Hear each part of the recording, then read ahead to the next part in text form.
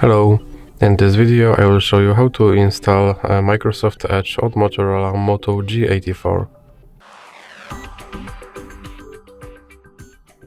So we have to start with opening our Google Play Store.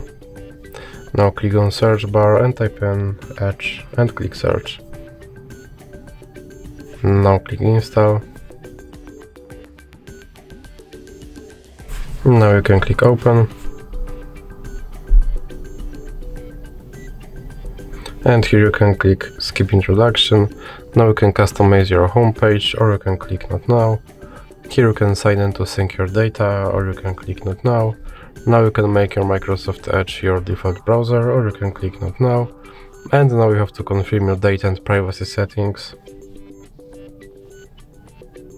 Now it asks you if you want to see notifications from this browser. And now your Microsoft Edge is fully set up. So that's it for this video. If you liked it, please remember to leave a like and subscribe.